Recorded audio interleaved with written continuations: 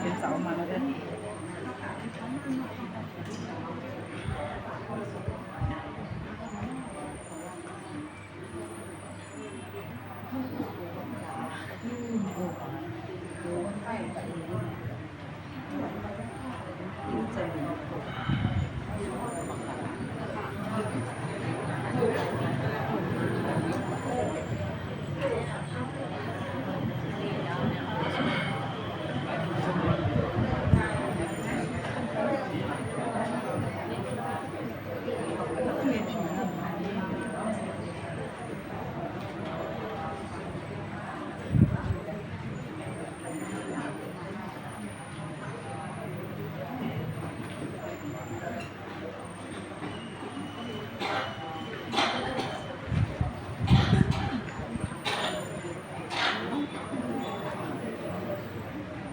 เขาขับไปฝั่งพระขยาวสอบคิงสอบนายบริษัทตังมุตังเสงขัดเขาขาดตังมุตังเสงเย็นสูตัมติพระตราสังขายตนาเกมยสัมปาเสหอมมือห่มกันปูสอนรอดพอนะโมตัสสะสัมกัมขะนะโมตัสสะภะคะวะโตอะระหะโตสัมมาสัมพุทธัสสะนะโมตัสสะภะคะวะโตอะระหะโตสัมมาสัมพุทธัสสะนะโมตัสสะภะคะวะโตอะระหะโตสัมมาสัมพุทธัสสะสาธุสาธุสาธุ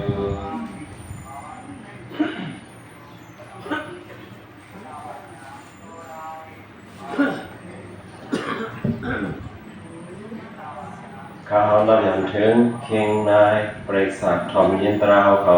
ตั้งโมตั้งเสียงอยู่ค่ะปีศาสนาพุทธาเจ้า2 เฮงหาปาก68ปีได้2 เฮงปากไป18นี้เริ่ม11 วัน 10 คำเมื่อตาลอนมาได้ปั่นตราวค่ะในว่าเป็นตอนทำตราอภิธรรมานังเก่าขยาวไว้สันตราวค่ะเช้า2 ไว้ในขยาวอ่อนตังสุดเท่าขาตังบนตังเสเท่าไหร่เอาตังเมตตาสีคอเสผมส่งเย็นเมตตาอ่อนตังผมกันครับเอาตังเสหายลอเคเขียนเสกันเอาตังเสหายลออยากเจอทางเจอเสกันเอาตังเสหายลออยากโตทุกขาโตเสกันเอาตังเสหายช้ำสาเสกันกนตังเสหายลอเพเขียนเสกันกนตังเสหายลออยากเจอทางเจอเสกันกนตังเสหายลออยากโตทุกขาโตเสกันกนตังเสหายช้ำสาเสกันปีตังเสหายลอเพเขียนเสกันปีตังเสหายลออยากเจอทางเจอเสกันปีตังเสหายลออยากโตทุกขาโตเสกันปีตังเสหายช้ำสาเสกันสัตวาตังเสหายลอเพเขียนเสกันสัตวาตังเสหายลออยากเจอทางเจอเสกันสัตวาตังเสหายลออยากโตทุกขาโตเสกันสัตวาตังเสหายช้ำสา กรรมสาธุสาธุสาธุสัพพิงเจ้านายบริษัทถ่อมเย็นตราวเขาตั้งโมตั้งเสกข้าอยู่เลโตใจสองปากเย็นแคมสาอันเป็นล้อกี่ล้อกงตราบังกลาได้ฮัลเลที่ทรงทนเต็มดันกูโกคนตั้งโมตั้งเสงเสกรรมติขาสาธุสาธุ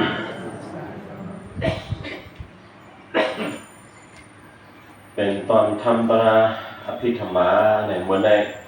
เข้าขาอะไรกูสอนรอฮอกว่าเลิศปักเข้าขาตอนหยุดค่ะ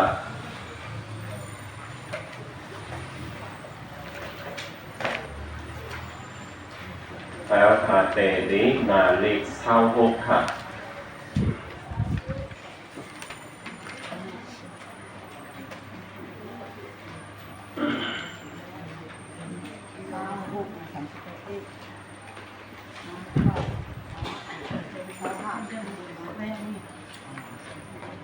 ห่มกันค้าห่มกันดูพอซ้อมกันค้าตอนอยู่สาวแปรอันวานะจุมมหาพุทธยุสีปาแรจุมอุปนายุสาวสีปายาวมหาพุทธยุสีปาอันวานะปัจจวีธานินโอนแก่อาปอขาดนั่นจับยาเตโซขาดไฟไม่กัดวายขาดลมต้มนิ้มอุปนายุสาวสีปาชิบเมียวอันวานะปัสสาตายุหาปาโคสลายุสีปาภาวายุสองปาหัตยาวุถุยุหนึ่งปาสีวิกายุหนึ่งปาอาหารายุหนึ่งปาปริเสตายุหนึ่งปาวิญญายุสองปาวิการายุสามปาและคณายุสี่ปาปัสสาตายุหาปาอันวานะเสกุปัสสาตาปาสาโสตาปัสสาตาภูสาฐานาปัสสาตาภูนังสาสิงวาปัสสาตาลินสากายาปัสสาตาโตสาโกสลายุสีปาเจปาอันวานะรูปายงหาสัตตายงเสกันทายงอายรัสสายงอายาสาปัจจวีพุทธวายงอันทิเตติโสพุทธวายงอันทิเตวายพุทธวายงอันทิเตภาวายกสองปาอันวานะเอทิภาวายกสัพพยกลองเป็นผู้ยิ่งปงภาวายกสัพพยกลองเป็นผู้ชายหัตถยาวุถุยกหนึ่งปาหัตถยาวุถุยกเลิศมาโคสานสีวิกายกหนึ่งปาสีวิกาอาสากังสายุอาหารายุหนึ่งปาอาหาราสอาหาราบุญพรอันปาได้ตั้งกิอสาอาหาราปริเสตายุหนึ่งปาปริเสตาอาคาสายุยุแข็งขันวิญญายุสองปากายวิญญาสัพพยุคาภูติโตวสีวิญญาสัพพยุคาภูตินาวิการายุสัมปารูปาลาภูปาสัพพยุคเล็กเมารูปามุตุตาสัพพยุคอ่อนอ่อนรูปากัมเมญาตาสัพพยุคมันเกิมและคณายุสีปาโอปัสยาสัพพลองยุเตสาเป็นสันตติสัพพลองยุสุเต เป็นสาราตาสัพพะลองยุกเกอเนสาตาสัพพะลองยุกรู้แล้วอาเวเนพอกายุยุกอันอัมพากันอัมกังกันในแปดป้าปัจจวีทานิอาปอนทานนักติโสทานไพวายอนทานลมบุญนาสีหากันทาอายรัสสะอายสะโอสาพุนพรเอกากรรมสายโยเกาปาอันวานะเสกุปัสสะตาโสตปัสสะตาขานาปัสสะตาสิงวาปัสสะตากายปัสสะตาปัสสะตาโยคาปะเอชิภาวะองภาวะภาวะโยสองปะสิวิตาสิวิตาโยหนึ่งปะหัตถยาวุตถุหัตถยาวุตถุโยหนึ่งปะโอมปองเก้าปะแม่เป็นกรรมสายโยยาวนิหันนาโย18ปะอันวานะปัจจวีอาปอเกโสวายโยบุญโยสีปะเสกุปัสสะตาโสตปัสสะตาขานาปัสสะตาสิวาปัสสะตากายปัสสะตาปัสสะตาโยคาปะรูปายโยสัทธายโยกันธายโยรัสสายโยโกสลายโยสีปะเอกิภาวะองภาวะภาวะโยสองปะหัตถยาวุตถุหัตถยาวุตถุโยหนึ่งปะสิวิตาสิวิตาโยหนึ่งปะอาหาระอาหาระโยหนึ่งปะโอมปอง11ปะในเป็นในขันนายกยาวในขันนายกในไลอิงการเสอุตุอาหาระเสจังเป็นยาวในขันนายกในมีสะพอแลสภาวะยุกมีลักษณะแลสาลักษณะยุกโมแลลายแลรูปายุกลีเอาลักษณะคูชูแลสัมมาสนายุกอาเนขันนายุก10ปะอันวานะปริสิตาปริสิตายุกหนึ่งปะกายวิญญาณวสีวิญญาณวิญญาณโยสองปะรูปาละมุตารูปามุตุตารูปากัมเมญญาตาวิการะโยสัมปะอุปัสสยาสันตติสราตาอเนสาตาและขณะโยสีปะโอมปอง10ปะในเป็นอันในขันนายกยาวสุขุมาโย16ปะอันวานะอาปอโยหนึ่งปะหัตถยาวุตถุหัตถยาวุตถุโยหนึ่งปะสิวิตาสิวิตาโยหนึ่งปะอาหาระโยหนึ่งปะเอกิภาวะองภาวะภาวะโยสองปะปริสิตาปริสิตาโยหนึ่งปะกายวิญญาณวสีวิญญาณวิญญาณโยสองปะรูปาละมุตารูปามุตุตารูปากัมเมญญาตาวิการะโยสัมปะอุปัสสยาสันตติสราตาอเนสาตาและขณะโยสีปายาโอลาริกา ยุ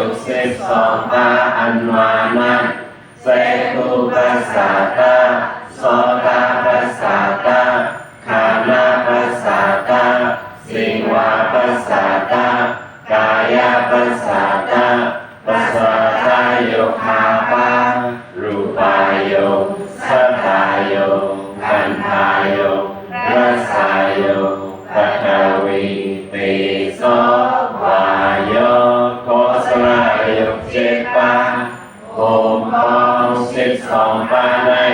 เป็นอรวิกาโยยาวในการอันวานาในการนิวานาอันกลางหลอดดันนาอันกลางหลอดเพราะว่าสันสรายาวในการอันวานาสาโอปาติเสสาในการกลางหลอดกิเลสายาวเกิดกันทาอนุปาติเสสาในการกิเลสาก็กลางหลอดขันธาก็หมดเย็นสุญญาตาในการราคะโทสะโมหะกิเลสาสุดเย็นอนิมิตาในการกลางหลอดกุศลทานอภนิหิตาในการกลางหลอดอันต้องตาขยายอันไม่สาธุสาธุสาธุ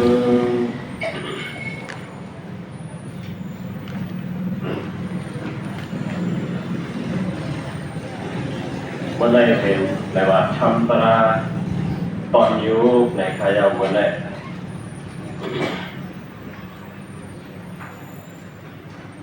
เมื่อว่าก็เลยมีพื้นลิกเสร็จแล้วเป็นตอนยุคในขายาวเมื่อว่านั่นเป็นตาผู้เก็บมันตาผู้ง่ายมันสองมันไปว่าขอบบอกถ่ายใจมันเมื่อในถึงในปั๊บในสองที่มีปาลีความใจขอบบอกความใจกับปลาก่อยาวอันตั้งสู้ในยุค28ยุค28ในประมาณควายซุ่มมหาพุทธยุคและซุ่มอุปดายุคว่าควาย2 จุ่มจะเป็นจุ่มสังฆจุ่มสังฆะมหาพุทธยุค4 ปาและอุปดายุค24 ปาจุมมหาพุทธยุค4 ปาจุมอุปดายุค24 ปามันหลักกว่าเมื่อวานนั่นเนี่ยมหาพุทธยุค4 ปาได้เป็นยุคอันไหนคำตั้งปึงอิงอุปดายุค24 ปาสำเป็นยุคอันไหนปึงอิง4 ปามหาพุทธยุคได้เป็นอันคำตั้งปึงอิง24 ปาสำเป็นอันไหนปึงอิงจังว่าอันในคำตั้งปึงอิงเนี่ยอันเป็นยุค4 ปาอันในคำตั้งปึงอิงมหาพุทธยุคเนี่ยจังว่ามันเป็นสังว่าเป็นยุคก็มันในคำตั้งปึงอิงเนี่ยแหละและว่ามันเป็นอันยาวอันลงยาวใจฮะมันเหมือนนังว่ามันเป็นอันยาวอันลงยาวในโลกาเนี่ยเจมตรงมีใจตั้งเสกเจมโยมมีใจตั้งเสกแต่ชีแต่แปะตั้งหมดละสาวิญญาณกาอาวิญญาณกาตั้งหมดละจังว่าการเป็นตัวมีใจตั้งเสงการเป็นโยมมีใจตั้งเสงเนี่ยเลยปึงเนอถาดลง4 ปาถาดลง4 ปาในเลยคำตั้งปึงอิงยุคต่างลองต่างเมียวเนี่ยจังว่าตั้งหมดในโลกาตั้งเสงเจมตัวมีใจโยมมีใจตั้งหมดตั้งเสงเนี่ยเพิ่มหลอดถาด4 ปาตรงนี้เพลอดอันนี้เพลอดถาด4 ปาถาดลง4 ปามันเป็นอันเดียวอันโลกมันอันหลอดเพลมันไหนคำตั้งยุคต่างอันปึงอิงเสร็จเลยความใจตาผู้ง่ายแต่ว่าถาดลง4 ปาว่าไงฮะว่าค่ะก็ถาดลง4 ปาจังหวะถาดลง4 ปาได้เป็นสังอะไรล่ะปัทวีอาโปเตโสวายโยปาลีมันได้ให้ไหนว่าจังหวะปันไว้ที่ปองความใต้ว่าปัทวีในถาดลิ้นเตอาโปสำเร็จถาดน้ำเตโสเบถาดไอวายโยเบถาดลมจังหวะ ธาตุลิ้นนั่นตีหินนั่นเต็มไว้โอนแก่เต็มไว้ว่าจังโอนแก่ในเป็นลักษณะธาตุลิ้นลักษณะตีตองมันลักษณะในปองว่าตีตองใจค่ะจังว่าสติเพราะเป็นตีบาลีว่าลักษณะเพราะตีบาลีว่าลักษณะเพราะมาหลักความไตไผ่ไตตีบองความไตได้ก็เฮาว่าลักษณะจังว่าเพราะเต็มบาลีได้เป็นลักษณะพอมาหลักลักษณะตีตองไหนลักษณะตีตองเฮาว่าจังได๋มันแหลกเอาเนี่ยจังว่าลักษณะตีตองมันเตตีตองตาหลวงผู้ปฐวีได้เบโอนและแก่นโอนและแก่นในเป็นลักษณะตีตองปฐวีธาตุนั้นมีเฉพาะโอนดังแก่นในเป็นลักษณะปฐวีนั่นเป็นตีตองตาผู้ไรปฐวีอันว่านั่นแล้วจังว่าปฐวีอันว่านั้นมันมีลักษณะสังมีลักษณะโอนและแก่นโอนดังแก่นจังว่าโอนดังแก่นอันว่านั้นตาโลต้องผู้เฉพาะปฐวีใช่ค่ะตาโลต้องหูเฉพาะปฐวีจังว่าโอนดังแก่นก็ไม่ปอสว่างกับว่าธาตุน้ำจับยายจับในยายจังหวะจับในยายเนี่ยก็ตาโลหูสังตาโลหูเฉพาะลักษณะลักษณะปอลักษณะปอภายใต้เนี่ยจังหวะตาหูง่ายจังหวะถัดน้ำภายใต้จังหวะก็ถัดน้ำจังหวะถัดน้ำก็เลยถัดน้ำในตาโลหูถัดน้ำมาในเป็นซึ่งหรือมีเฉพาะอันจับและอันยายก็กติเป็นโมเดลกันอยู่ฮะดอกเป็นโมเดลกันปอถัดลินเป็นอันโอนมือเป็นอันโอนนั้นเป็นอันแก่นมือเป็นอันแก่นนั้นเป็นอันโอนถัดน้ำในก็มือจับในยายมือยายในจับมันเป็นโมเดลกันพอเป็นอันจับก็หลอดไว้อันยายเอาเนาะมือเป็นอันยายก็หลอดไว้อันจับยาวก็ไม่เตะซ้อเป็นถาดไฟเนี่ยจังหวะไม่กาตาผู้ตีต้องถาดเตะซ้ออันว่านั้นผู้อันว่าไม่ก็กัดก็ไม่มือไม่ของเด็กครับจังหวะมันมีมือเฮ็ดในติ๊กจ้างติ๊กจ้างมันเฉพาะมันวายสมะถาดลมเนี่ยตรงนี้จังหวะเฉพาะลักษณะลมอันว่านั้นตาโลผู้ตาโลต้องล้มอันว่าในเป็นหรือตรงก็นิ้มนิ้มก็ตรงมือตรงนั้นนิ้มมือนิ้มนั้นโตในเอาหน้าตาผู้ง่ายมันจังหวะในเป็นลักษณะลักษณะมันตาโลต้องลักษณะลักษณะมันจังหวะมันจะเข้าหาเป็นมิวมีเจออันว่านั้นเข้าหาคันหาก้นเข้าอะไรก็แล้วจิตโหต่อไปเรียนได้สังเกตว่าเขาค่ะที่เจอด้วยเนี่ยโอนก็เกี่ยนใจค่ะเกี่ยนก็มือที่เจอย่าเกี่ยนนั่นจงย่าโอนมือที่เจอย่าเกี่ยนนั่นจงย่าโอนยามือที่เจอย่าโอนซ้ำย่าเกี่ยนจังว่าด้วยกับว่าย่าโอนก็ย่อย่าเกี่ยนก็ย่อเป็นลักษณะลักษณะปัจวีธาลักษณะปัจวีธาจังว่าตีโตเขาจิตโหต่อไปเรียนได้จังว่าตีเจวันเท่าไหร่ปองใจเนาะปอไหนที่เจอไรปอไหนที่เจอไรจังหวะเฉพาะอันจับเลยยายอันว่านั้นที่เจอหูไรที่เจอหูไรไล่เอาหยางหูออกไปไล่เอาหยางหูออกไปอันเพราะว่าที่เจออ่อนตั้งแก่นนั่นแหละที่เจอหูไรที่เจอหูไรอ่อนก็แก่นที่เจอตัวขนาดผู้อยู่ตาอ่อนเลยก็อ่อนก็ผู้ผู้ใจโตผู้เนาะอันเท่าที่เจอโอนเลยเนี่ยแก่เลยเนี่ยเกาผู้มั่งผู้เด็กจะเป็นใจโตผู้กายวิญญาณผู้เนาะกายวิญญาณผู้โอนกายวิญญาณผู้แก่จังหวะปัทวีเนี่ยที่เจอผู้ไรปัทวีเนี่ยที่เจอผู้ไรปอจับใหญ่เนี่ยที่เจอเนี่ยผู้ไรจะจังหวะปอจับใหญ่เนี่ยที่เจอเนี่ยผู้ไรจะเลยเอาหยางผู้เอาป้อมย่างผู้ก็ผู้ดีบอกว่าป้อมย่างผู้ก็ผู้ปอเนี่ยที่เจอไรอันวางเนี่ยก็เกิ้งก้างมันบอกไรก็บอกมันบอกไรเลยมันเข้ามาแล้วสุขุมาอยู่จังหวะปอเข้าแล้วสุขุมาอยู่อันนี้ที่เดิมไรที่เดิมหุ่นจะก็ไม่ตีซ้อเลยว่าถาดไทยไม่กับจิกโฮ คันดาโกตัวเฮาจิโคต่อไปเต็มได้จังหวะเพราะว่าสังว่าเอาเจอตัวเฮาที่เจอผู้ใดอ่ะไม่ก็กัดก็ในก็จังหวะที่เจอผู้ใจค่ะที่เจอผู้อะไรตีซอก็จังหวะตีซอแม่ก็ที่เจอผู้อะไรก็ในวายอซึ่งโคต่อไปเป็นคันดาตัวก้นเฮาได้เพราะว่าเฮาที่ด้วยเนี่ยก็หนึ่งเนี่ยก็เป็นย่ามใจค่ะนิ่มเนี่ยก็เป็นยาเป็นมี2วิวกันใจค่ะอันหนึ่งก็นิ่มเลยว่าเจอตัวที่เจอผู้ใจค่ะเจอตัวที่เจอผู้เลยก็คนไหนเนี่ยจังว่าปัทวีเนี่ยก็เข้าบ้านนะพุทธบาอยู่ปัทวีเนี่ยก็เข้าบ้านนะพุทธบาอยู่ตีซอเนี่ยก็เข้าบ้านนะพุทธบาอยู่วายอเนี่ยก็เข้าบ้านนะพุทธบาอยู่จังว่าพุทธบาอยู่อันว่านั่นโตตรามันมี3ว่าพุทธบาอยู่อันว่าในโตตรามันมีเป็นปัทวีตีซอวายออัมปาอาปอนะอาปอเข้าบ้านนะพุทธบาอยู่มันจะมีว่าที่เจอผู้แรกจังว่าใกล้กับว่าเป็นคือก็คันดาตัวก้นเฮาจิโหต่อไปดินว่าเอาตั้งเตาว่าเนี่ยก็แต่เอาไปดินขึ้นตัวก็ถึงจิโหเนี่ยถาดลงสีบ้านเนี่ยมีอยู่หาตีหลอดมันมีตีหลอดมันว่าจังว่าตั้งโตก็เป็นถาดลงสีบ้ายาวในเป็นคันดาตัวก้นเดียวมีสายเจอก็ในเรื่องมีสายเจอที่ด้วยที่ละทิ้งแนวเขาอันทิ้งแนวเขายึดไว้ปักแลสังคืนเจแลสังก็เป็นแลสังเจ้าวากาตีนั่งแลสังที่ด้วยแล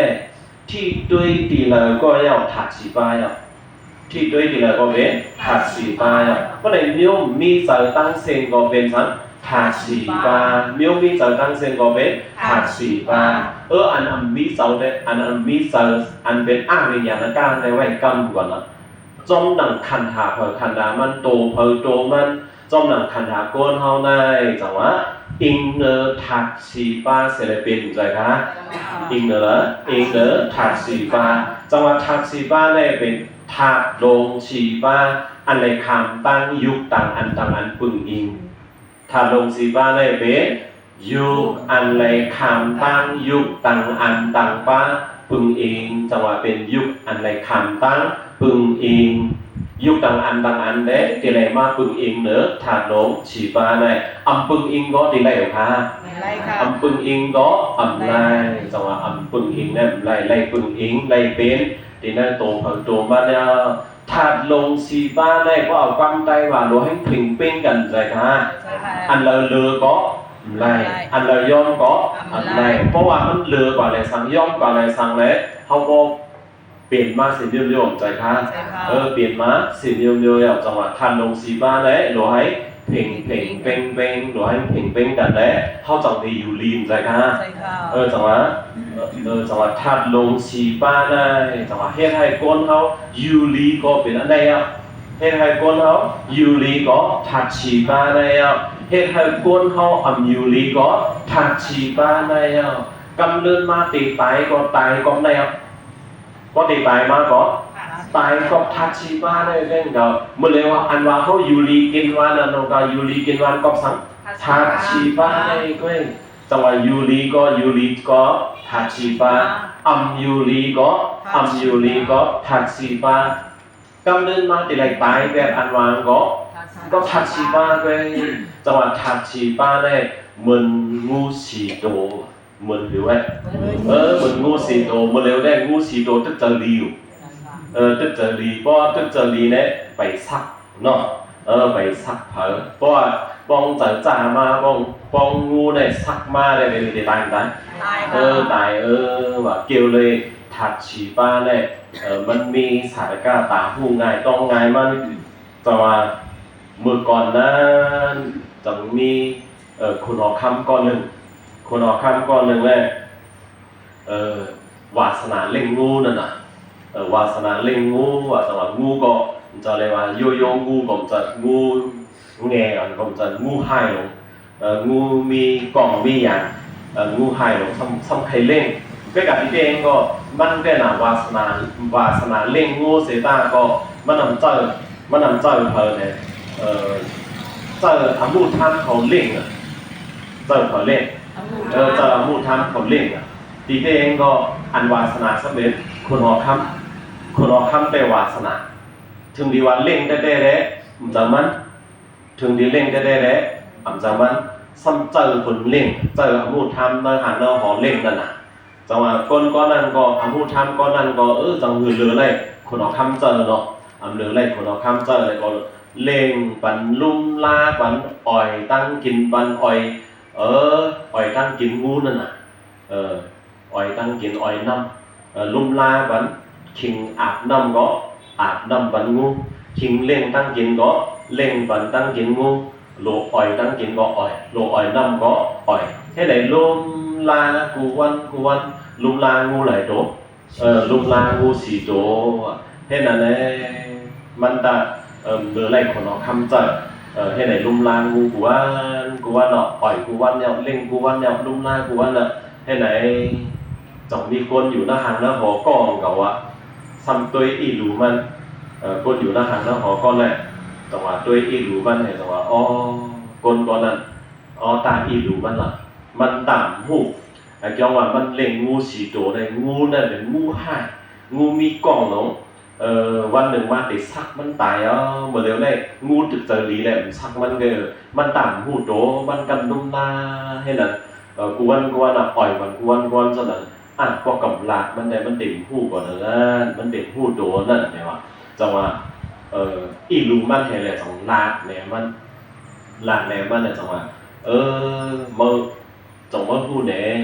เมื่อกันนุ่มลางูกวนเมื่ออ่อยปันเมื่อเลี้ยงปันกวนน่ะ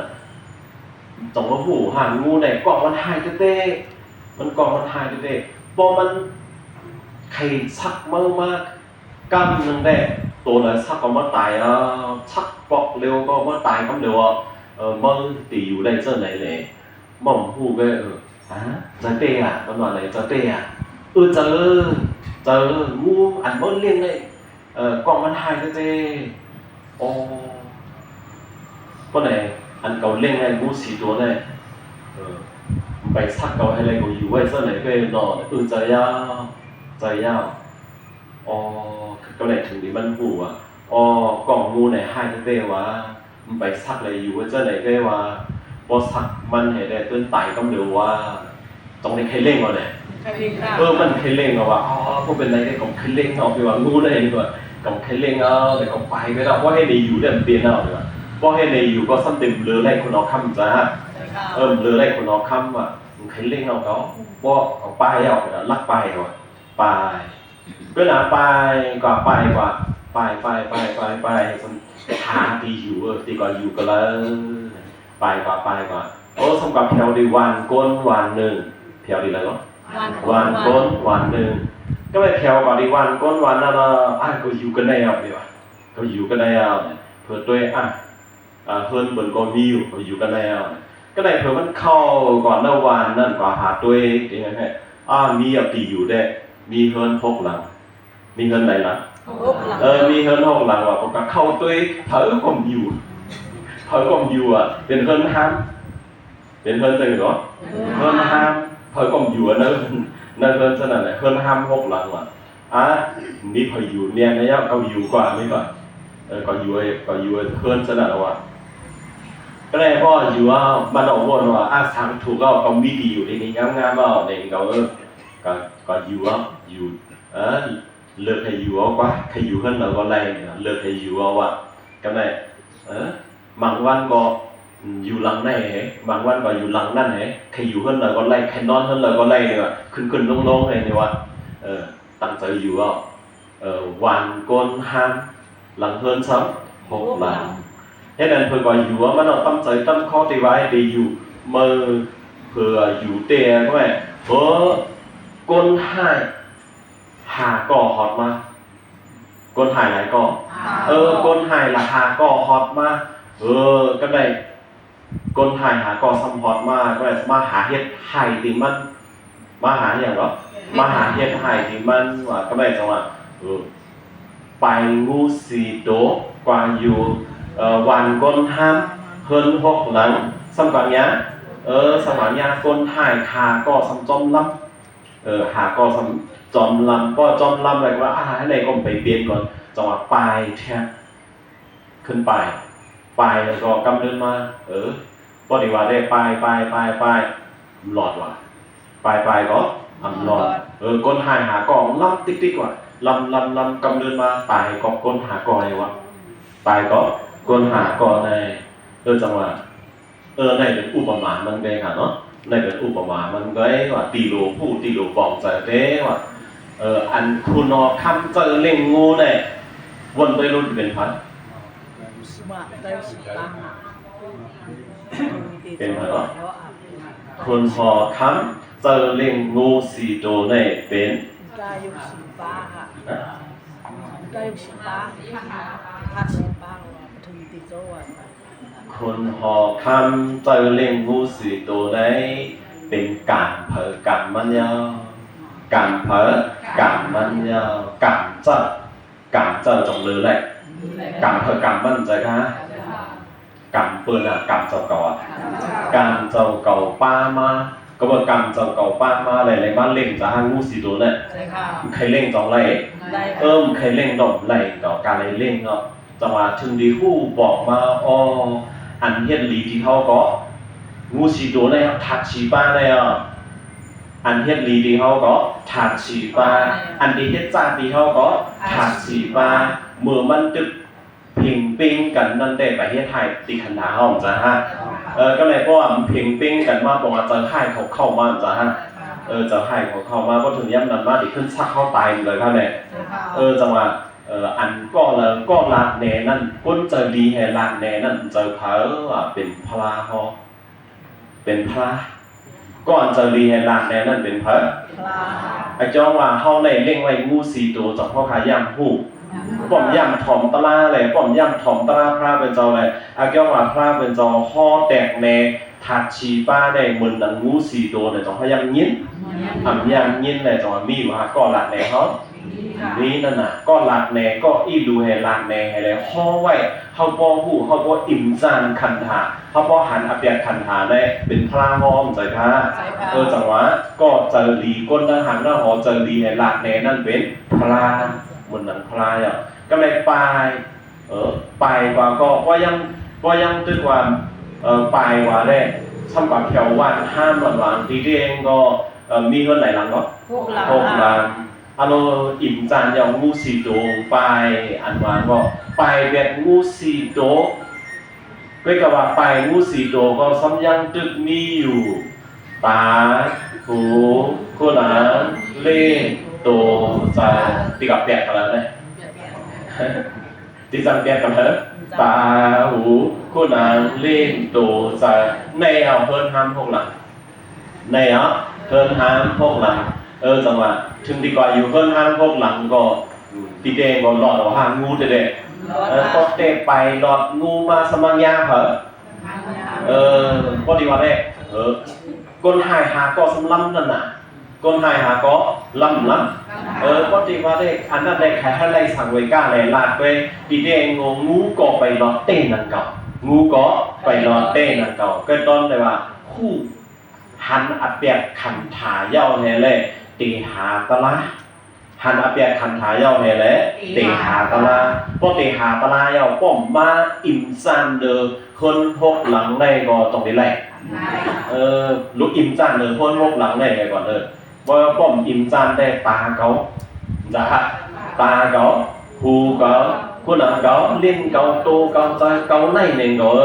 อย่าเวลาสังมักตาเกาในหันดีสิปุ่นเกาประมาณนึงมักตาเกาในตั้งมักตาปุ่นจำจ้าใหญ่ว่าสังคันทาเกาเนี่ยเปิ่นว่าหังจ้าก็หังจ้าเกาเปิดวางเกาหักจ้าเกาว่าเราเกาหักจ้าในเนาะจ้ากับไปเพิ่นหักพวกหลังในเดี่ยวมืดเข้ากับวางแข็งเกาจังว่าตีเด้งเขาโหลหันอับเปียกมันเป็นกล้วยก่อนจ้าเขาโหลหันอับเปียกมันก็ไปหันอับเปียกมันก็ไม่จังว่าเตียวหาไปก็ต้องไปรอดว่าคันดา5 ป้ารอจังหวะโลหันอเปียคันดา5 ป้าก่อนจ้ะนะโลหันอเปียคันดา5 ป้าก่อนจังหวะคันดา5 ป้าหน่อยนั่นมีกูก่อฮะมีเนาะอันที่เขาหลีก็เป็นคันดา5 ป้า ตีตายก็ขนาดหาว่าเว้ยถึงดีตายก็เปิดตายก็ขนาดเจ้าเก่าเว้ยตายก็คันหาเจ้าเก่าเว้ยเหมือนนังก้นหายหาก้อนเลยจังหวะเจ้าได้ผู้เห็นได้สังเวการตั้งใจครับก็ขนาดหนึ่งได้จังหวะถัดลงชีบ้านเหมือนนังงูสีโดอันนั้นจังหวะปุ่นคันขาเผอขนาดมันแต่เลยว่ามีพรดีก็จะจำจะมีพรดีก็จะกำเนิดมาแต่เลยทุกข้าก็มันนะฮะทุกข้าก็ถัดสีบ้าเลยอยากก็ถัดสีบ้าเลยลีก็ถัดสีบ้าเลยอยากก็ถัดสีบ้าเลยลุ่มล่าปันเขาก็เพ่งเป่งดูปอมไม่แถวสมานปอมไม่แถวสมานเอาปากกาจ้อยเอาวีจ้อยจันจะก็คัดแถวสมโลหะอันจ้อยมันก็ยังจังหวะนั้นบอกว่าหาจ้อยให้สังละเข้าถัดสีบ้าก็เพ่งเป่งกันอย่าไปให้มันป่นเปลี่ยนแถวใจครับจังหวะในเป็นอันในคำตั้งปึงอิงยาวมันเป็นยุคถัดโลงอันในปึงตั้งอันในคำตั้งปึงอิงจะมาคันหาตัวโยมีเจอตั้งเสียงเย่าคอจะโยมมีเจอตั้งเสียง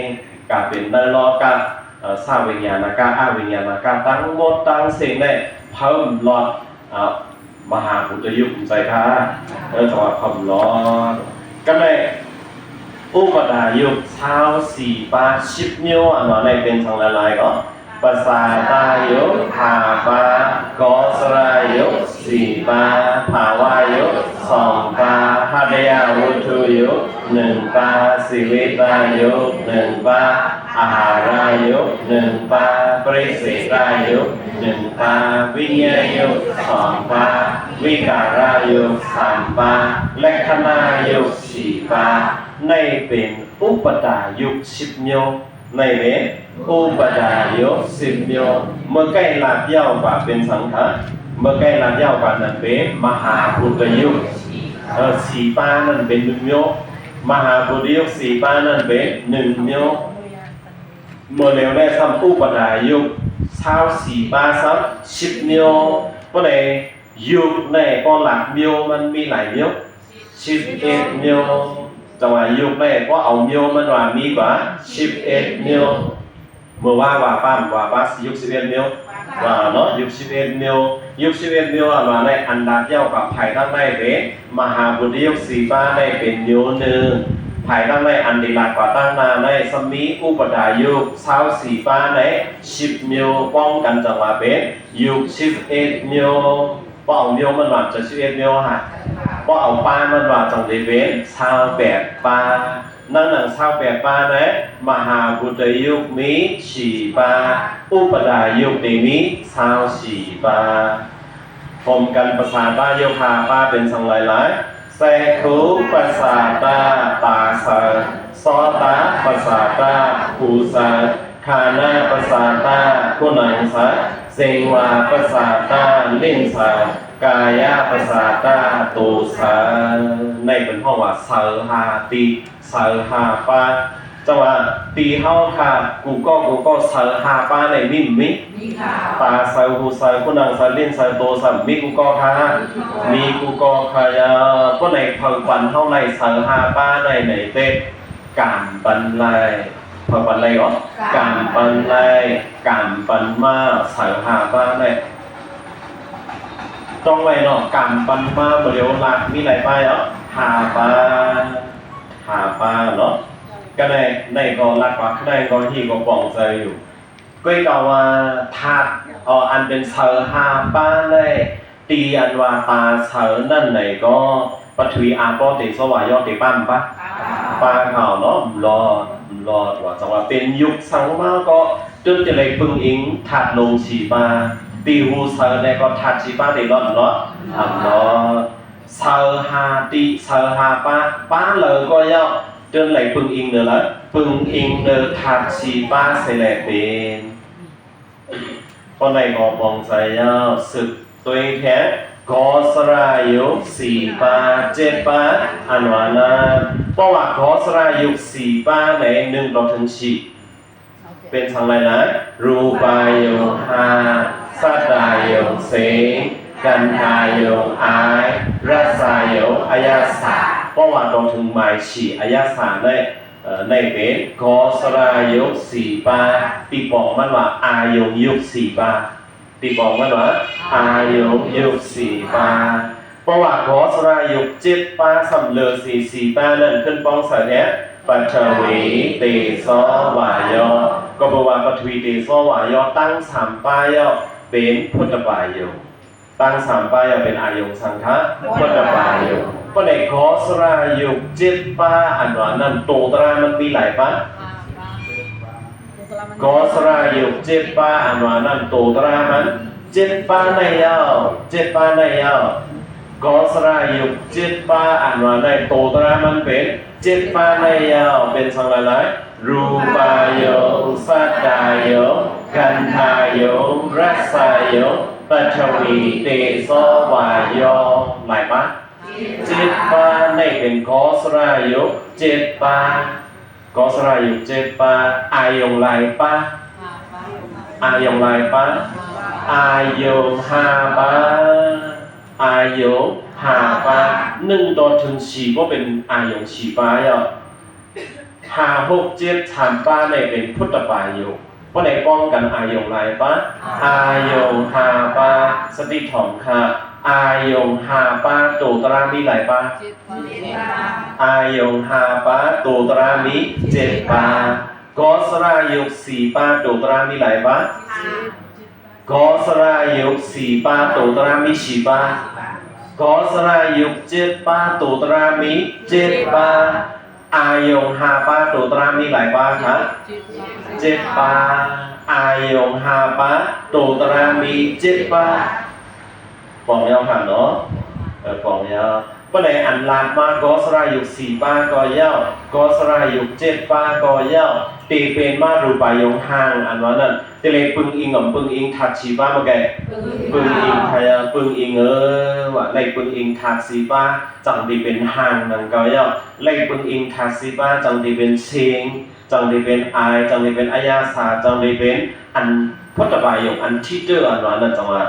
ปัทวีเตโสวายออาปอของป้านั่นก็ยังใกล้ต้นเลยว่าอาปอนั่นมันที่เจอผู้ไรกว่ามันที่เจอผู้ไรเลยเอาหยันผู้ไรก็จังว่ากระดิ่งได้แค่ให้ปองใจว่าปอว่าอายุหาปาโตตรามันมีเจ็ดปาโตตรามีเจ็ดปาก็เลย30ภาวะเยอะ2ปาอันว่านั่นหนึ่งเป็นเอกทิภาวะอยู่สะพออยู่ลองเป็นผู้ยิงปงภาวะอยู่สะพออยู่ลองเป็นผู้ชายจังหวะเหมือนจังความปิ้งอยากต่างห้องอันห้องคาคิงในตีคิงเขามีปงภาวะอยู่ตีคิงเขามีอย่างก็ปงภาวะอยู่สะพออยู่ลองเป็นผู้ชายตีในเขามีสั่งก็เอกทิภาวะอยู่สะพออยู่ลองเป็นผู้หญิงตีคิงเขาตรงได้มีเอกทิภาวะอยู่อันมีตีในเขาตรงได้มีปงภาวะอยู่อันมีตีมีอยู่เยอะเจออย่างตอบอภิธรรมาเนออันเป็นนางานดออันเพียนนั่นนางานดอเขาพัฒนาเส้นดูเดียเส้นตาเดียเส้นเจ้าเลยจังว่าอันเป็นผีสาเมย์บอยเมย์คนเป็นถามมันอันเกี่ยวกับตีไหนวะให้ไหนถามว่านางยิงก็หนึ่งนั่นวะนางยิงก็หนึ่งนั่นเพียเฮ็ด3ตอนเชวะเพราะนางยิงก็หนึ่งเพราะเพียเฮ็ดโตมันได้เพราะเพียเฮ็ด3ตอนเลยวะจังว่าไอ้ที่ภาวะยุคในมีตอนเหลอเนี่ยวะขอถามมันเลยขอถามมีคนปรึกษาเนาะอันเป็นผีสามไม่บ่อยน่ะก็ไม่ไว้จะว่าเฮาหาจังได๋เฮาก็ได้ผีสามไม่บ่อยเนาะเฮาก็ได้ผีสามไม่บ่อยถ้าเฮาจำตอบด้วยรู้นางยิงก่อน1บ่เพียเฮ็ด3ตอนไอ้ที่ภาวะยุคมีตอนเหลอเนี่ยวะ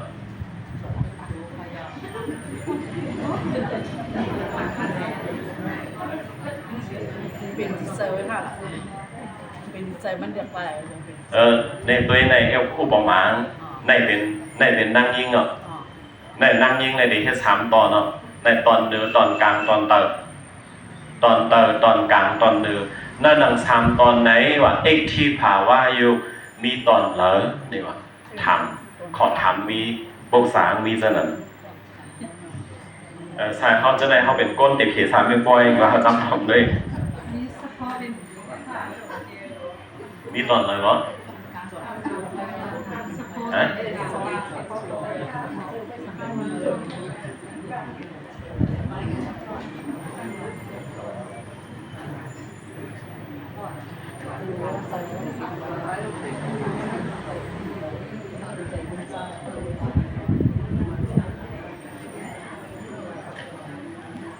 ทำกันยัง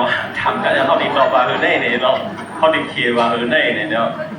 ของปกษาไปเขาดีขีว่าเนี่ยทำกันยังฮะก็ทำกันยังก็สักก็นั่นต่อไปเลยก็ได้ต่อไปเลยก็ทำกันยังเลยจบเลยตอนเนื้อตอนกลางตอนตลาดฮะ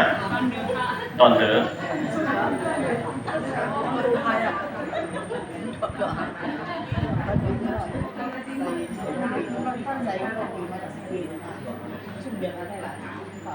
ต้นกลางไว้ค่ะต้นกลาง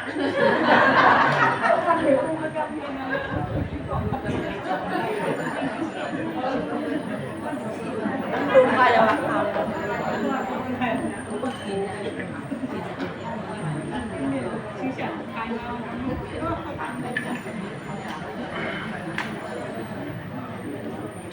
เจื้อนเขาตอบเจื้อนเขาขีด3 ไม่บ่อยเจื้อนกำนำง้อว่าอ่อนกันต่อบางมีตอนกลางว่ะเคยกล่าวว่าตอบเจื้อนนั่นแหละอามาตอะไรอีกว่ะเจื้อนตอบว่าตอนกลางให้กำนำออกเคยกล่าวว่าอะไรอามาตมันหน่อยทีเดียวมันก็ว่าเอกที่ภาวะยุคอันว่าได้สอดตั้งตัวผู้หญิงว่ะ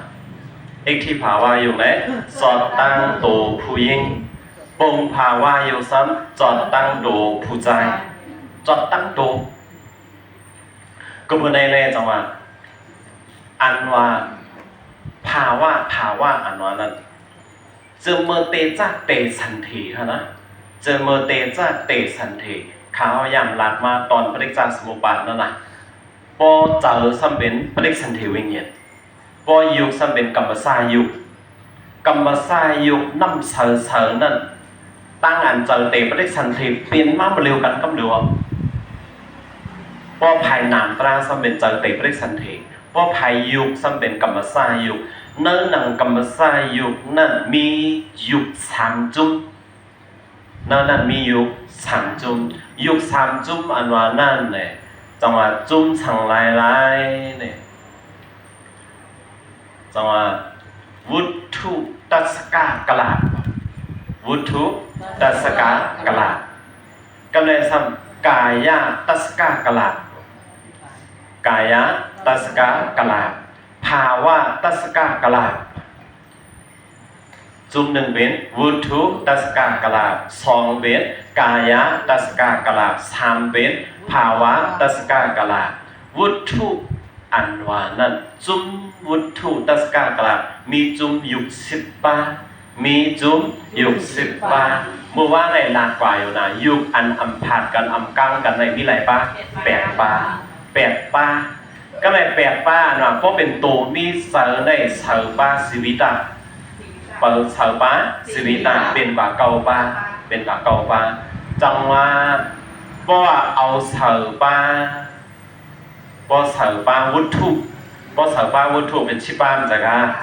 จังว่าเพราะเสือปาวุฒิเป็นชิปาเกาปานั่นเพราะเสือปากายาก็เป็นกะชิปานั่นหนังเกาปานั่นเพราะขึ้นเอาภาวะเมียวหนึ่งป้องใส่ก็เป็น10 ป้างก็เอาภาวะใส่จังว่ากระดีนั่นยังไปหู้ว่าเพอดีเป็นผู้หญิงยังไปหู้ว่าเพอดีเป็นผู้ชายไปหู้เลยไปทางชาง่ายๆตอนยังไปหู้ก็ว่า เมื่อนาอันดีเป็นผู้หญิงนั่นแหละกระดิยำนั่นพวกป้าไว้วะเอกที่ภาวะป้าไว้ก็เหลือเมื่อนาอันดีเป็นผู้ชายนั่นเนื้อหนังสามจุ้มนั่นในปงภาวะนั้นป้าไว้ก็เหลือต้องเนไรอันเนไรไปทางชามุกพอให้ได้เอามาตาด้วยยังอับมูไลก็กว่าเนื้อหนังจุ้มอยู่กระลาบนั้นป้าไว้ก็เหลือมันเหมือนหนังก้นกำผ่องถังว่ามีตอนกลางนั้นมันเหมือนนั้นมันเจอเช่นนั้นเนี่ยเนาะมันเจอเช่นนั้นแต่ว่ามันเป็นโยไฟในเป็นตัวมาในกองมันหนูเลยจอดตั้งตัวสังวาตีเป็นผู้หญิงก็จอดตั้งตัวผู้หญิงสังวาเป็นผู้ชายก็ตีจอดตั้งตัวผู้ชายในมากึกมาจึงยุคแต่จ้าเป็นอ่อนตั้งสุดนั่นจึงกรรมสายยุคอันเป็นจอมกันตั้งจังผลิตสันตินั่นเองสังวาในก็อะไรปองใจไว้สว่ามันเป็นจอมในกฎเลยอิงเพออิงกาก็อิงกาเมื่อไกลหลักมาหน่อยอันไรอิงกาในภาษาตาหาปะจำจะภาษาตาหาปะเมื่อเร็วซ้ำภาวะยุ2 ปาหลายปา7 ปาอันไรเป็นกอบกาไม่เนี่ยกำในสัมหัตยะวุถุยุ1 ปาวายก็หัตยะวุถุยุ1 ปาปันติปองว่าจังหือเลมาโคสาอันเต็มจับกันนะเลมาโคสาจังหวะให้สังไรอันเต็มจับกันนานจังหวะมันเจ้าหนังก้นเฮากูก็ได้มาโคสามีเนาะเฮามีมาโคสาได้แหนไว้ว่าดีโอเฮาไผ่ไส้ใช่ฮะแหนไว้ดีโอเฮาไผ่ไส้จังหวะมีมาโคสาเพราะว่ามาโคใจในภายใต้ในเพราะว่าในตีมาโคใจเขาในจังว่าสายเลือดอันมาเล่งสายเลือดอันเข้ามาในมาโคใจเขาในจังว่ามาเล่งมาโคใจเนี่ยมันมีสายเลือดเอ็นเลือดเนี่ยจังว่าสายเลือดเอ็นเลือดมาเข้าในมาโคใจในเลือดในก็โลให้มันจำจะเลือดในกองโลให้มาป้อนเลือดมาโหใจจงลีป้อนเลือดอันมันเนี่ยโหใจเขาหลีออกบางบอกว่าเป็นโหใจสั่นว่าโหใจจังนั้นว่าโหใจจังนั้นว่าบางก็ว่าโหใจเจ็บว่าจะไหนก็แปลว่าเลือดนั่นมาเนาะจังว่าเลือดทำเล่งมาโหใจจ้าเลือดเลี้ยงมาโหใจเลือดได้อิงมาโหใจแต่เลยว่ามาโหใจอิงเลือดเลือดอิงมาโหใจเลือดอิงมาโหใจเลือดโลมาเล่งมาโหใจก็จะสมาอิงมาโหใจก็จะจังว่าก็กล่าวว่าเนื้อปาลีอันว่าหัตถยาวุถุนั่นซ้ำมันเป็นอันเปลี่ยนเนื้อเลือดนั่นหัตถยาวุถุเนี่ยเป็นเนื้อเลือดนั่นจังว่านั่นซ้ำเลยอิงเลือดหัตถยาวุถุเนี่ยซ้ำอิงเลือดซ้ำอิงมาโหใจเพราะไหนหัตถยาวุถุตั้งมาโหใจจงเป็นอันเร็วมันจะอันเร็วกว่าเอาเนี่ยจังว่าในกรณีนั้นจึงเมื่อใกล้อันเฮาขาดหลักมาตั้งอันเจอเตะไม่ได้สันเทเลยตั้งกรรมสายยุเตะจ้าไล่เดมือจังหาเตะสันเทนั่นน่ะหัตถยาวุถุปปามาถึงกันนั่นเนาะหัตถยาวุถุปปามาเจมตีนั่นเนี่ยจะมือจังหาเตะสันเทในยุคกรรมสายยุนั่นปปาไว้ว่าหัตถยาวุถุเนี่ยก็ในปฏิวัติเลิศมโหจังมีกระเลิศมีกระมโหจังย่ำไปมีมโหใจสังย่ำไปมีเลือดสังเมื่อย่ำนั้นก็กว่าเมื่อนามาได้ตีเป็นมโหใจมาตีมีเลือดมาย่ำนั้นเนี่ยมันตีเลยปึงอิงเลือดแห่ปึงอิงมโหใจแห่เมื่อเร็วล้อแสย่ำไม่ได้ก็เลือดก็ไปมีมโหใจก็ไปมีก็กว่าเนินหนังกรรมสายอยู่นั่นปาหัตถยาวุถุวิยาประเด็นใครว่าผสมพบันเป็นกาบันเป็นมาในเป็นกอบกาบแบบว่านั้นก็ในยุคอันในเป็นกอบกาบมีหลายป้ายภาษาตาหาป้าเหถาว่ายุค2 ป้าเหเป็นกา7 ป้าหัตถยาวุถุยุคแท้1 ป้าเป็นป้า8 ป้ายาวเป็นกว่า8 ป้ายาว กันในสมาธิสีวิตายุกหนึ่งปาสีวิตายุกหนึ่งปาเมื่อว่าก่อนลาดอยู่ค่ะสีวิตายุกในแสงยากาเป็นตัวมีเสือก็พอเป็นโยมีเสือก็ปาสีวิตายอพอเป็นโยมีเสือก็ไปสังฆะปาสีวิตาในบอกว่าเปิดอาสาอยู่สีวิตาในบอกว่าเปิดอาสาอยู่เมื่อว่าในหลักสังก็สีวิเต็งดรีสีวิเต็งดรีนั่นซ้ำเป็นเปิดอาสานามนั่นเป็นอาสานามสีวิตาอันลันมาเร็วในซ้ำเป็นอาสาอยู่จังว่าพอเป็นโยมีเสือในสัตวะเผาก็สัตวะสังก็มีสีวิตาอ่ะสีวิตาเป็นสีวิตาปาจอมจังว่าตัวหล่ออันปราหิตาเขาอันเป็นจ้อยแถมอันเป็นจ้อยแถมก้นตั้งไข่ตั้งเปลี่ยนก้นยาพีอันนั้นก็ก้นกำหนดน้ำได้เพราะเป็นก้นตั้งเปลี่ยนในหรือว่าสงพงยาแล้วเจ้าวากว่าจึงก้นไตแล้วเจ้าวากว่าจะได้กำหนดน้ำได้สู้ไว้ว่าสีวิตานะฮะหมู่จุ่มสีวิตาอันจ้อยแถมมันเจ้าหนังอันไพยศไพยาอาฆาเมเจ้าวากว่าจะได้กบฏตาดีสังตาดีซึบตาดีซึบใจแถมอาสาก้นนั่นน่ะจังหวะสีวิตาจังหวะคดีในใครว่าเลยสีวิตาอันว่านั่นมันเป็นอันเปิดอาสาอยู่อันในเอาเป็นอาสาอยู่มีสายกลางเซงไงจังหวะในก็จึงได้ด้วยตีไรเป็นกอบกามใจค่ะจังหวะเป็นกอบกามเพราะเป็นโยมมีสายในอันไรอิงกามในมีก็มันเจ้าในป้อเปลี่ยนในยุบแปดป้าแร่ป้าก็กับว่าฮัตยาวัตถุก็มีดีในสีวิตาก็อันมีดีในจังหวะในป่องใจเอาค่ะเนาะป่องใจเอาสีวิตาก็ในสมาธิอาหารายุกหนึ่งปาว่าค่ะก็อาหารายุกหนึ่งปาอาหาระคุณพรอันปาเนตังกินอสาอาหาระในอจาก็ห้องอจาก็เป็นอาหาระก็เป็นอจากก็กล่าวว่าเฮาขึ้นหลงวนด้วยลูกตีอจากจังได้เป็นอาหาระฮะลูกตีอาหาระจังได้เป็นอจากฮะอจาก็เป็นอาหาระก็เป็นอจากได้ว่าอยู่ก็กล่าวว่าเฮาขึ้นทัดด้วยวนด้วยว่าอจาก要จังอาหาระเนี่ยอาหาระ要จังอจากเนี่ยอจาก要จังอาหาระอจาก要จังได้เป็นอาหาระจะ要ประมาณนั้นตีโตเฮาในก็มีไว้อจากจะลำจาดอกตีโตเฮามีอจากตีโตเฮามีอาหาระมีเนาะมีอจากเฮาฮู้เฮ็ดได้ก่อนเนาะเพราะในนั้นนั่งตั้งกินอันเฮากินเข้าก่อนนั้นเฮากินตั้งกินเข้าก่อนนั้นเนิ่นตั้งกินนั่นก็อจากมีเนิ่นตั้งกินนั่นก็มีอจากเนิ่นคันดาโตเฮาก็มีไว้อจากจังว่าเฮากินตั้งกินให้เข้ามาเนิ่นตัวเฮาบอกว่าจังว่าเฮากินอจากเฮากินอจากให้เข้ามาเพราะเข้ามาแล้วจังว่าในจังมาเนออันจนที่ว่าเพิ่นสิกินอจากลิกินเนอเนาะได้เป็นอจากใกล้กับอจากอันที่ดูพลาดนั่นจ้ะนั่นถึงเป็นเนื้อตั้งกินนั่นป้าอจากไว้เนื้อตั้งกินนั้นป้าอจากไว้จังว่าเพราะเฮากินตั้งกินในบอกว่าเฮากินอจากเข้าไว้อ่ะเนื้อตัวเฮา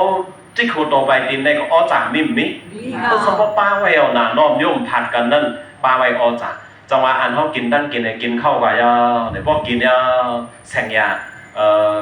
เก็บจานนาการห้องเขาเหตุการณ์มันเนี่ยพอเหตุการณ์มันเนี่ยก็ไม่จังว่าอสานั่นอสาตั้งนอกอันเข้าก่อนเลยตั้งอสาตั้งเลยอันมีไว้นั่นจังป้องกันเขาอ่ะอสาอะไรอสาป้องกันป้องกันอะไรก็ไม่จังดีเป็นอาหาระปั้นทอกปั้นคันถา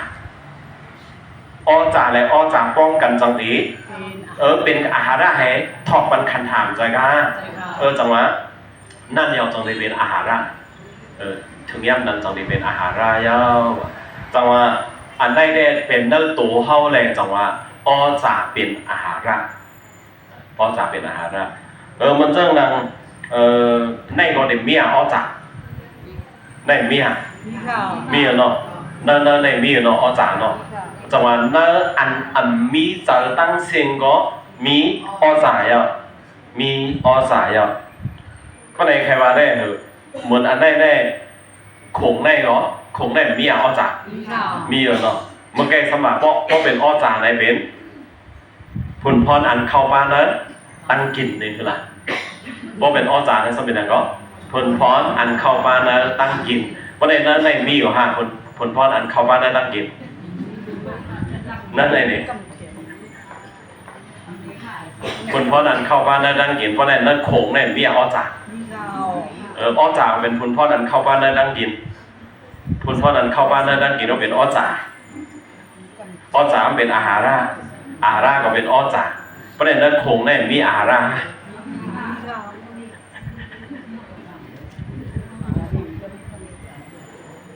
พอเอาไล่ฮะวางมาใกล้นั่นวายก่อนนะนั่นคงได้มีอาหาระก็อ้อจ่าได้มีอยู่เนาะอ้อจ่าได้มีอยู่ก็ในทำกินนะเปียดไว้หึงหมดกินเนอร์เปียดไว้หึงหมดกินเนอร์ตักเลียดตักผลไว้โขกตีกินเนอร์พ่อหึงมาจะรัดดอกเนี่ยฮะบอเมียนมิวบันฮะดอกป้อหึงมาหมดจังกินเนอร์ป้อหึงมาป้อเปียดไว้เนื้อลิ้นทำปกกินก็ในปกทำกินอีหยังมันน่ะหมดทำกินอีหยังมันกินอ้อจานนั่นแล้วกินสังแล้วกินอ้อจานนั่นแล้วก็ในอ้อจานอันมีเนื้อโขงไงอันมีเนื้อไม่ซะได้แน่ปกว่าหมดว่ากินเราก็ไม่เพราะว่าเขากินเนี่ยเนื้อคันถาเขาสมีหยังนั่นคันถาเขามีไว้อ้อจ่าตั้งอันเขากินเข้าอ้อจ่านั่นเองป้องกันเฮ็ดเป็นทางกว่าเป็นอาหาราปั้มทอกคันถาเขาจำจะเป็นอาหาราปั้มทอกคันถาเขาจังหวะเนื้อหนังอันมีเจอตั้งเซงก็มีอ้อจ่าไว้บอกเลยเนาะบอกเนาะว่าขนาดนี้เด้ก็ในจังหวะเตเอาอันห้องหลักมาเตเอามหาพุทธยุคต่อถึงอาหารายุคมาแล้วได้อ่านโดยปองโดยรู้มีหลายป้า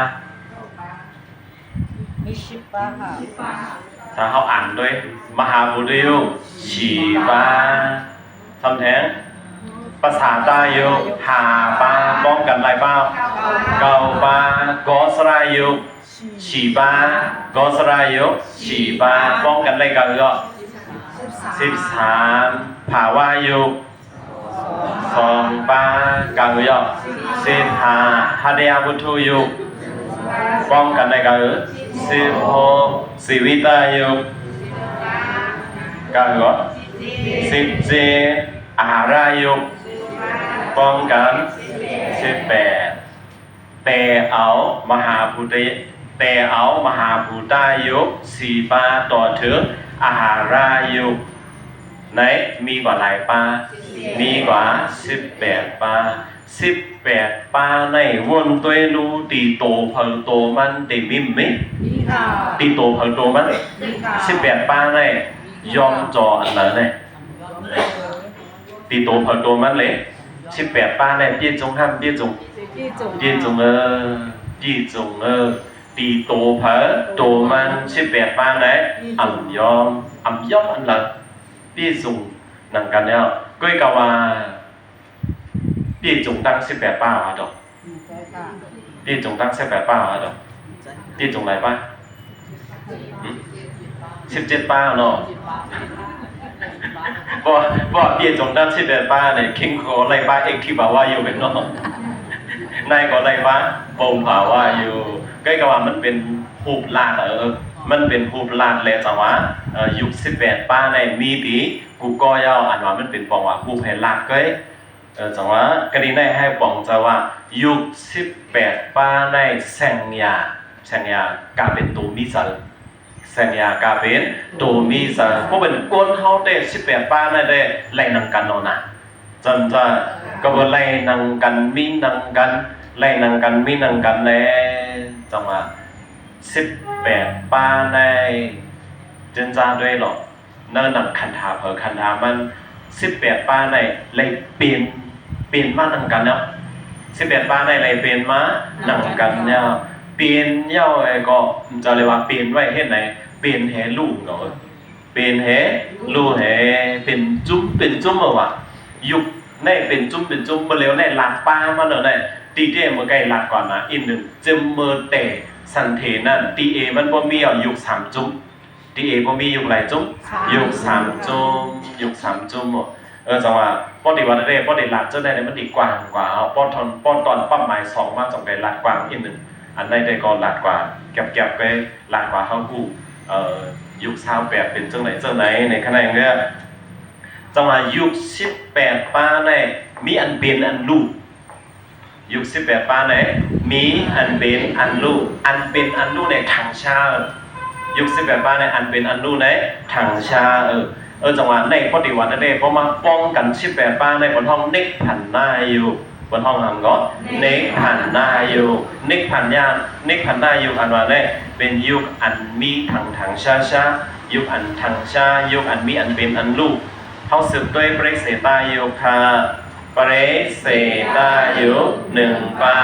เปรเสตาอากาศาโยยุคแคนคันยุคสังฆะก็ยุคแคนคันยุคแคนคันอันว่านั้นตีคันดาตัวเขาขนาดไหนตีคันดาตัวเขาได้ยุค8ป้าอำผาดกันอำกังกันเสแลยุคหลายป้าก็อำผาดกันอำกังกันเพราะว่าเขามาพื้นแทงนาลิกแทงอีกหนึ่งในได้ภายในเต็มไว้อาวีเนกพอกายุคอันอำผาดกันอำกังกันได้เป็นสังหลายปัทวีอาปอเตโสวายโวนนากันทาราซาอจามือว่าก่อนหลักป้าเนาะจังหวะ8ป้าในยุคจะไหนอำผาดกันอำกังกันจังหวะเนจุมยุคตาเสเนจุมสังก็เนจุมยุคตาเสนี่ตาเสอันว่าเนี่ยมันจะว่าตีตาเขาในตั้งมดใจครับตาเสในว่าเนอันเขาขาดด้วยหันหมากตาเขาในหมากตาเขาในค่ะเนาะตีหมากตาเขาในไหนปนด้วยมาหันออกหมากตาล้ำเนเกกังหมากตาล้ำเนี่ยมีอันเผือกค่ะฮะเนเกกังอันเผือกนั่นมี7ถักเนเกกังอันเผือกนั่นมี7ถักตีนั่นยาวอันมอฮับหางนั่นอันมอฮับไรหางนั่นก็นั่นเรามีอยู่ตาเสตาว่ามีตินั่นเนี่ยมันมีติหมากตาทั้งหมดมีติเนเกกังหมากตาเนเกกังอันล้ำเนอันเผือกนั่นเน7ถามนั่นจอดไว้ตั้ง7ถามเสตาเนี่ยจอดไว้ตั้ง7ถาติเนเกกังอันเล็กๆหล่นก็มันจะกานั่นก็หนามอฮับหางนั่นก็หนามอฮับหางก็ตามมออันนั่นเราดูตามมอเราอันเป็นอันนั้นดูไว้ย่อจังหวะอันกระดินนั่นได้เนื้อหนังอันนั่นเนื้ออันว่ายุคตาเสนั่นปฐวีเดบ้ามบ้าอาบอเตโซวายเนื้อนั่นก็มีวนหน้าเนื้อยุคตาเสนั่นก็มีวนหน้าห่างก็บนในแหละด้วยหันน้ำด้วยหันหน้าเพราะให้ในด้วยหันตีเดงก่อนเล็กเด็กไก่พอดีว่าได้ใครว่าได้เข้ามาตาเข้าด้วยยังไขหันหน้าก็อยากเปลี่ยนคือก็ห่างเด้มีไว้วนหน้ากันทาอายดีมิมมินมด้วยเนาะเขาว่าก่อนนะนอกตาที่ผู้ง่ายมันก็ป้อนนมด้วยในผู้ว่ามีอายกันทารสะจีเสตานั่นก็มีอายสารสะจังหวะอสะจีนั้นตาเสนั่นก็มีสังก็มีอจ่าเพราะในหลายป้าย8ป้ายอันผัดกันอันเขาเปลี่ยนจ้องกันเลยมีหลายป้า8ป้ายเพราะในอันมันเป็น8ป้าเลยมันเป็นอันเป็นตีโกนเฮาโยมีใส่เจอเลยชีวิตาในมีปองหลายป้าเก่าป้ามันก็เป็นภาษาต่างจ้ะค่ะเป็นแค่คู่ภาษาต่างจ้ะค่ะเอาภาษาต่างป้า1ปองเลย10ป้าเนื้อจุ่มยุงตาเสเลยที่เอมี10ป้าเนื้อจุ่มยุงตาเสในดีเอมันมี10ป้าเนื้อจุ่มยุงหูเสในก็ดีเอมันมี10ป้าเนื้อจุ่มคนหลังเสในก็ดีเอมันมี10ป้าเนื้อจุ่มลิ้นเสอันวางก็ดีเอมัน10ป้า จิกโคต่อไปดินในกายาภาษาตาจอดตั้งโดจิกโคต่อไปดินในกายาภาษาตาจอดตั้งโดตีอันเลือดอันถึงเหมือนจังเขียวเขาลูบเขาคนโหคนโตซะไหนก็กายาภาษาตามีจังหวะตีอันเลือดถึงแลตีอันจังพูดนึกพูดเจ็บฉะนั้นแหละกายาภาษาตาจอดตั้งโตเพราะไหนอันนั้นนะตีกายาภาษาตานั้นก็ยุค10 ปายุคไรวะยุค10 ปาจังหวะยุค10 ปาที่ส่งไว้เนี่ยจังหวะยุค10 ปาที่ส่งไว้เป็นจุ้มเป็นจุ้มเป็นหรือไว้ก็เป็นจุ้มเป็นจุ้มขันดาตัวเขาในค่ะเลยเขาให้ไหนตัวเนี่ยเขาให้ไหนตัวเนี่ยเป็นตั้งตัวเหมือนนังเป็นตุ่มเลี้ยวแต่งเลี้ยวจ้าอันเขาตัวเนี่ยเหมือนถือไว้ก็มันเป็นตุ่มเลี้ยวแต่งเลี้ยวก็น่ะก็กับตีเต็มเจอว่ะเป็นยุบเป็นจุ้มเป็นจุ้มเป็นจุ้มพอดหมูพอดจุ้มเสร็จแล้วอยู่ตีเต็มก็เป็นยุบเป็นจุ้มเป็นจุ้มเป็นหมูเป็นจุ้มเสร็จแล้วอยู่ไว้พอดไว้จังเป็นมาขันดาตั้งโตในว่ะจังหวะเนื้อการ1 จุ้ม1 จุ้มนั้นจะมี10 ปา10 ปาเนื้อ1 จุ้ม1 จุ้มนั้นมี10 ปา10 ปาจังหวะ10 ปา10 ปานั้นเนื้อการ1 จุ้ม1 จุ้มก็ซ้ำจับกันว่ะจับกันก็บอกว่าจับกันแหละอันแข่งขันมันนั่นจองห้องว่าเบรกเซตาอันแข่งขันจุ้มยุคนั่นจองห้องว่าเบรกเซตาอันนั้นก็ห้องว่าอากาซาในจองห้องว่ายุคแข่งขันตีเดมันเจอยุคเตเตยุคแข่งขันอันว่าในเจอยุคเตเตมันเป็นอันแข่งขันบรรจุยุคเจอนั่นก้อยก็บ่ได้แล18 ปานั่นทางชายุคแข่งขันอันว่านั่นไล่คู่เอาก้อยทางชาจำจะยุค18 ปาอันยาวมาเจอนั้นทางชายุคแข่งขันอันว่าได้มีเตะเลยเฮ็ดไหนล้างผู้ออกไปมันเป็นเฉพาะอันแข่งขันไปแล้วไหลล้างผู้ออกไปก็บ่ได้แล้วจังว่าอันได้จะยุคอันเตะอันได้จะยุคอันทางชาเมื่อใกล้18 ปาได้เป็นยุคปรมาเมื่อใกล้18 ปาได้เป็นยุคปรมาอันว่ายุคแข่งขันอันว่าได้มียุคเตะมันเป็นไรล่างผู้เอามันเป็นเฉพาะอันแข่งขันจุ่มยุคไปเลยในเป็นปิ้งยากว่าเยาในเป็นยุคปิ้งยาในเป็นไรผู้เอาไว้ว่ามัน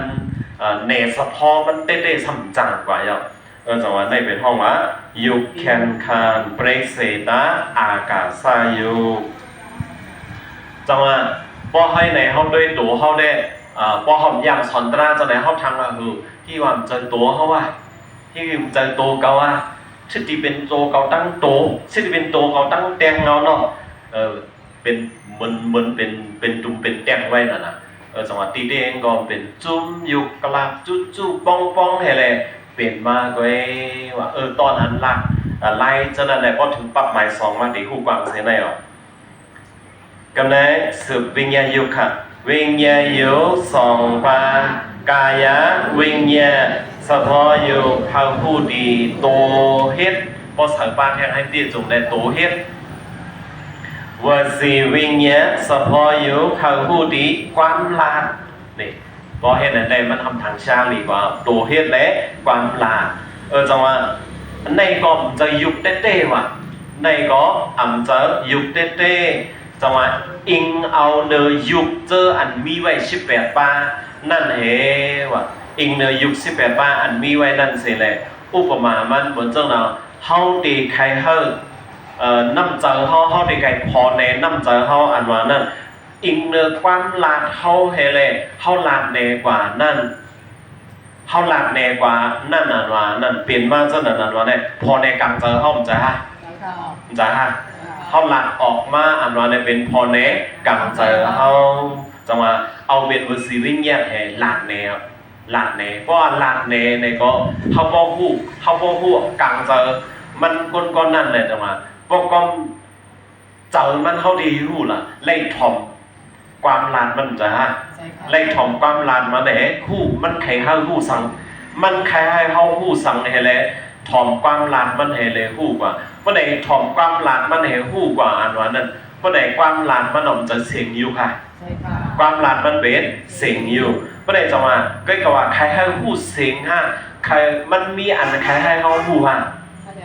มันมีอันใครให้เขาหูแล้วมันจ่องหลากออกนั่นจังวะเฉพาะเขาหูดีความหลากเฉพาะเขาหูดีความหลากนั่นจ่องห้องวะวสีวิญญาณนั่นก็เป็นยุคโยหนึ่งก็กับว่ายุคอันมีไว้เป็นจัง18 ปาเนี่ยจะมันเป็นอิงเนื้อยุค18 ปาให้แล้วเป็นมาไว้ก็ในกายวิญญาณเขาหูดีโตเฮ็ดอีสังก็ยอมลองลีก็ยอมลองจ้าก็ยอมจะมาว่าเฮ็ดแหน่ตัวตั้งเฮ็ดมันน่ะตัวเอาตั้งเฮ็ดมันเสียแลผู้กังเจอมันไรฮะตัวเอาตั้งเฮ็ดมันเสียผู้กังเจอมันไรคนก่อนใดมันเป็นจะกู้โสไว้ฮะมันเป็นจะกู้โสไว้ฮะมันเป็นจะลีไว้ฮะมันเป็นจะจ้าไว้ฮะตัวมันเฮ็ดแหน่ตัวมันเฮ็ดแหน่แหละตัวตั้งเฮ็ดมันแหน่ผู้บ่ได้ตัวตั้งเฮ็ดมันแหน่หัวตัวเจอตัวอยู่กะตัวอยู่จังหวะเฮาฮู้ดีโตเฮ็ดจังหวะเฉพาะเฮาฮู้ดีโตเฮ็ดนั่นว่าเฮาฮู้ดีอยู่นั่นน่ะจำจ้าเฮาฮู้ดีโตเฮ็ดอันนั้นได้เป็นกายะวิญญาอยู่บ่ได้จงเจอยุคทางชาติได้เจอยุคทางชาติได้อีกเนยยุค18นั่นแหละเป็นมาเว้จังหวะก็ไผมันได้สู้ไว้อมูอายายกอมูอายายกอมูยานว่าก็จังหวะให้ในลานอะไรมาก้องไปป้องเสือป้องไปป้องเสือสังว่ายกอมัวยากายาวิญญาณอ่านว่าได้อุปมามันก้อนหนึ่งเข้ามาได้เขาว่าไหนก่อนนะก้อนหนึ่งเข้ามาเพราะว่าขาเฮ็ดจะไหนได้ตีปองสังนั้นปองว่าออกก่อนละอย่าไปเข้ามาไหนแล้วเนาะปองว่าออกก่อนละอย่าไปเข้ามาอันนั้นเนี่ยต้องเฮาฮู้ดีโตเฮ็ดตัวตั้งเฮ็ดขายอะไรหัวฮะตัวตั้งเฮ็ดขายให้ดูมันไขให้ว่าสังนั้นไขให้ก้นก้อนนั้นออกไขให้ก้นก้อนนั้นออกตัวดีโตเฮ็ดจ้าเพราะเฮ็ดไหนเนี่ยคำพูดดีบอกว่าน้องจ้าจังหวะตัวเฮากะตัวเฮาเฮ็ดลีเฮ็ดจ้าเฮ็ดกุศลกุศลตัวตั้งเฮ็ดฮู้ไว้อันมันไขให้เฮาฮู้อะไรกังเจอมันน่ะอันมันไขเปลี่ยนนั่นน่ะใจกะก็เลยจังหวะอุปมามาได้บางบอกว่าถ่อมความหลักชื่อก็ย่อหลักชื่อก็ย่อถ่อมความหลักให้ย่อก็จังหวะเฮาฮู้ไรมันไขให้เฮาฮู้สังอันว่านั้นบ่ไรอยู่นะเนาะอันนั้นเป็นวสีวิญญาณจังหวะพอข้างในหนึ่งได้กายวิญญาณก็ย่อวสีวิญญาณก็ย่อมันจะยุคทางชามีเต้มันเลยอิงเนื้อยุคอันมีนั่นให้ได้เป็นมากไว้ก็วันไหนเลยจังหวะวิญญาณยุค2 ปาในก็มันจะยุคปรมาในก็เป็นยุควิญญาณไว้ก็ใน3วิการายุค3 ปาว่าครับรูปะละหูตาสะพอยุคแลดหมอรูปะมุดูตาสะพอยุคอ่อนรูปะกัมมิงญาตาสะพอยุคมันกึมในบนห้องว่าวิการายุค3 ปาก็ว่าละหูตาที่ยุค3 ปาก็ว่าเฮ็ดสังในห้องว่าละหูตาที่ยุคลาเนี่ยหมาย1เป็นสังก็รูปะละหูตาหมาย2เป็นรูปะมุดูตาหมาย3เป็นรูปะกัมมิญญาตาละหูตาที่ยุคอันว่านั้นบ่เอาไผมันเขาได้ว่ารูปะละหูตาอาซาชิโตรูปะละหูตาอาซาชิโตยุคเพราะว่าจังนั้นมาเฮาได้ฮู้ว่ามียุคหลายปะรูปะละหูตาอาซาชิโตยุคเพราะว่านั้นก็เขาบอกว่ายุค3 ป้ามันใจค่ะว่าเอาความไตดูเลยว่าจังไหนรูปะละหูตาจ้ากว่ารูปะละหูตาจ้ากว่าว่าในก็เขาบอกว่ายุคไหนปะนี่มันบอกจังนั้นในจังหวัดละหูตาที่ยุค3 ป้าปองว่ารูปะละหูตาจ้ากว่าอ่านว่ามดเอาหาไปมดไปมดปองว่าตึกมีแท่งอันซึมมันในเพราะว่ารูปะละหูตาที่จังหวัดละหูตาที่ยุคเนี่ยบอกว่ารูปะละหูตายุคอัมกาป้าแท้งรูปะกัมเมญญาตารูปะมุดูตารูปะกัมเมญญาตาเนี่ยเนาะจังหวัดมันมียุค3 ป้าในยุค3 ป้าในจังหวัดวิการะอ่านว่านั้นใครว่าได้มันเหมือนจังหนังจังหือเนี่ยยุคอทุจังหือลานเนี่ยเหมือนจังหนัง เขาว่าก่อนนะเชียงนายเขามาเร็วทอมตราตัวเชียงนายเขาในแรกหรือวะเงาเยาอ่ะ เงาค่ะ ข้านเยาอ่ะ ข้านค่ะ ไปข้านเนาะไปเงาเนาะทำไปค้าทำไปเงาป้อมไปข้านไปเงาจะเลยว่าจังหือตึกแรกอยู่ตึกแรกเมาอยู่เนาะจังหวัดตึกแรกเมาอยู่ก็ไม่เพราะว่าตึกแรก